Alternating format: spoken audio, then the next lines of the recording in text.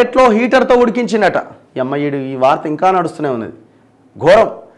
ఇప్పుడు నేను అంటున్నట, సాక్ష్యాలు ఉన్నాయా, నన్ను రిమాండ్ చేసి కోర్టులో వేసేరి, నా జైల్లో వేసేరి కోర్టులో తెలుసుకుంటా అంటున్నట. ఇది ఇప్పుడు ఈ మీర్పేట్కి సంబంధించిన ఘటన. సరూర్ నగర్ బకెట్లో హీటర్తో ఉడికించిండట. బకెట్లో నీళ్లు పోసి ఆ మాంసపు ముద్దలను లేచి హీటర్ పెట్టి ఉడికించిండట. వీడిన హైదరాబాద్ మీర్పేట మహిళ మృతి కేసు మిస్టరీ. భార్య మాధవితో గొడవ పడి తోసేసిన మాజీ సైనికుడు గురుమూర్తి. ఆమె శవాన్ని మాయం చేసేందుకు పథకం. మొద్దుపై కత్తితో ముక్కలు. అవశేషాలు మీర్పేట చెరువులో. ఆ పైన ఇల్లంతా శుభ్రం అయినా పట్టించిన బ్లూరేస్ టెక్నాలజీ. బాత్రూమ్ గదిలో మొద్దుపైన అవశేషాల ఆనవాళ్లు లభ్యం. నిందితుడిని నేడు రిమాండ్ చేసే అవకాశం అట. అవును, నా భార్యను నేనే చంపాను, మీ దగ్గర ఆధారాలుంటే అరెస్ట్ చేసుకోండి అంటూ విచారణలో భాగంగా ఒక రకంగా పోలీసులకు సవాలే విసిరిన మాజీ సైనికుడు గురుమూర్తి ఆట కట్టయింది. పోలీసుల నుంచి తప్పించుకునేందుకు అతనెంత పగడ్బందీగా వ్యవహరించినా కానూన్ కే హాత్ లంబే హోతే హై అనేది మరోసారి రుజువైంది. అత్యంత విశ్వసనీయ సమాచారం ప్రకారం హైదరాబాద్ మీర్పేట్ మహిళ మర్డర్ కేసు మిస్టరీని రాచకొండ పోలీసులు ఛేదించారు. మృతదేహాన్ని గురుమూర్తి ముక్కలు ముక్కలుగా నరికిన విషయం వాస్తవమే. అయితే వాటిని ఉడికించింది కుక్కర్లో కాదు, బకెట్ నీళ్లలో ముక్కలేస్తూ హీటర్ పెట్టి విడతల వారీగా ఉడికించాడు.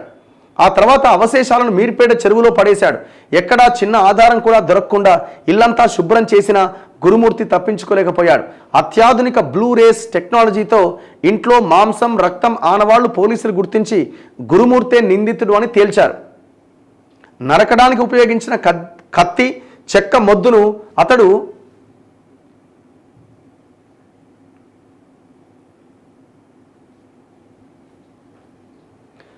ఎక్కడి నుంచి తెచ్చాడు, ఆ కత్తిని ఏం చేశాడు అనేవి తెలియాల్సి ఉన్నది. మృతదేహాన్ని పొద్దంతా నరికిండట. అసలేం జరిగింది? కొన్నాళ్ల క్రితం బంధువుల ఇంట్లో జరిగిన వేడుకలో మాధవి తల్లిదండ్రులు తనతో వ్యవహరించిన తీరును గురుమూర్తి తీవ్ర అవమానకరంగా భావించిండట. అది మనసులో పెట్టుకొని అవకాశం దొరికినప్పుడల్లా మాధవితో గొడవ పడేవాడు. సంక్రాంతికి 2 పిల్లలను భార్యను వెంటబెట్టుకొని నగరంలోనే ఉండే తన సోదరి ఇంటికి వెళ్ళాడు. పండగ అక్కడే జరుపుకున్నాడు. బడికి సెలవులు కావడంతో పిల్లలను అక్కడే వదిలేసి అదే రోజు సాయంత్రం గురుమూర్తి మాధవి ఇంట్లోకి తిరిగొచ్చారు. మర్నాడు అంటే 15వ తేదీన రాత్రి మద్యం మత్తులో భార్యతో గురుమూర్తి గొడవపడి కొట్టిండట. ఆమె విసురుగా కింద పడి అక్కడికక్కడే చనిపోయింది. కంగారు పడిపోయిన గురుమూర్తి తాను పట్టుబడకుండా ఉండేందుకు ఆ మృతదేహాన్ని మాయం చేయాలి అనుకున్నాడు. ఇందుకోసం యూట్యూబ్లో రాత్రంతా వీడియోలు చూసి ఓ నిర్ణయానికి వచ్చిండు. 16వ తేదీన ఉదయం భార్య మృతదేహాన్ని బాత్రూమ్ వద్దకు లాక్కెళ్ళి అక్కడ చెక్క మొద్దు పైన మృతదేహాన్ని ముక్కలు ముక్కలుగా నరికిండు. పొద్దంతా అతడు అదే పనిలో ఉన్నాడట. రాత్రికి ఆ ముక్కల్ని బకెట్లో వేసి హీటర్తో ఉడికించిండు. అనంతరం వాటిని మూటగట్టి మీర్పేట చెరువులో వేశాడు. ఇంటికి తిరిగొచ్చి ఎలాంటి ఆధారాలు దొరకకుండా ఇల్లంతా శుభ్రం చేసిండు. అసలు సంపుడు అంత పెద్ద బాడీని ఒక మొద్దు మీద వేసి నరుకుడేంది?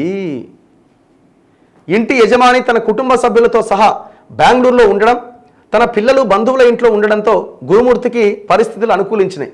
17వ తేదీన అత్తామామలకు అతను ఫోన్ చేసి తనతో గొడవబడి మాధవి అలిగి ఇంట్లోంచి వెళ్ళిపోయిందని నమ్మించిండు. అదే రోజు మెదక్ జిల్లా తూప్రాన్ మండలం దండుపల్లిలో ఉంటున్న మాధవి తల్లి ఉప్పాల సుబ్బమ్మ మీర్పేటకు చేరుకున్నది. అల్లుడితో కలిసి బంధువుల ఇండ్లు, తెలిసిన వారి ఇండ్లలో వాకపు చేసిన ఆమె జాడ తెలియరాలే. 18వ తేదీన అల్లుడితో కలిసి మీర్పేట పోలీస్ స్టేషన్కి వెళ్ళి కంప్లైంట్ చేసింది. వీడు కూడా పోయినాడు స్టేషన్కి. అదే రోజు పోలీసులు మిస్సింగ్ కేసు పెట్టారు. సీసీ ఫుటేజ్ పరిశీలించిన పోలీసులకు గురుమూర్తి చెప్పినట్లుగా మాధవి ఇంట్లోంచి వెళ్ళినట్లు ఎక్కడా కనిపించలే. అనుమానంతో అతన్ని అదుపులోకి తీసుకుని విచారించగా తానే చంపినట్లు ఒప్పుకున్నాడు. అయితే మాధవిని హత్య చేసినట్లు బలమైన ఆధారాలు లభించకపోవడంతో బ్లూ రేస్ టెక్నాలజీతో ఇల్లంతా జల్లెడబట్టారు. బాత్రూంలో, గదిలో ఉన్న దుస్తులపైన, మృతదేహాన్ని ముక్కలుగా చేసిన చెక్క మొద్దుపైన కంటికి కనిపించని మానవ మాంసపు అవశేషాలు ఈ టెక్నాలజీ ద్వారా పోలీసులకు దొరికినాయట. ఈ మేరకు శాస్త్రీయ ఆధారాలు సేకరించి ఫోరెన్సిక్ ల్యాబ్కు పంపించారు. నిందితుడు గురుమూర్తి పైన హత్య కేసు నమోదు చేశారు. శనివారం అతన్ని రిమాండ్ చేసే అవకాశం ఉన్నట్టు సమాచారం. అతడిచ్చిన సమాచారంతో మీర్పేట పెద్ద చెరువులో వెతగ్గా మృతదేహానికి సంబంధించిన భాగాల ముద్దలు పోలీసులు గుర్తించారట. ఇంత భయంకరమైన విషయం చూడండి. ఆ వీడియో కూడా ఉన్నట్టున్నారు. నిన్న మన వాళ్ళు కూడా అక్కడికి వెళ్ళడం జరిగింది. ఆ మొద్దు, ఆ వ్యవహారం, అంతా ఎంత ఘోరంగా ఉన్నదో.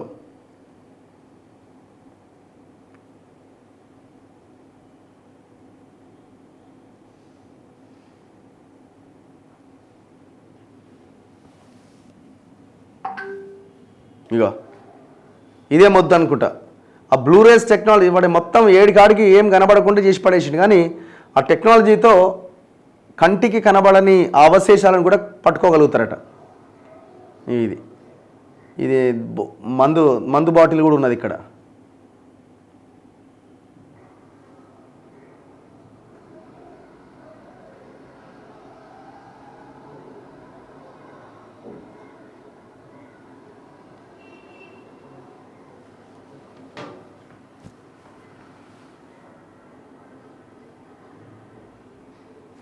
నిన్న సో మొత్తానికి వాడు దొరికిండు. కానీ ఏం లాభం, పాపం ఆమె చనిపోయింది. పిల్లలు అనాథలు అయిపోయారు. ఇవాళ వాడేమో జైల్లో ఉన్నాడు, ఆమె చనిపోయింది. 2 పిల్లలు, తల్లి తండ్రి లేని పిల్లలు అనాథలు అయిపోయి వాడు బయటకు వస్తాడా? అవకాశం లేదు.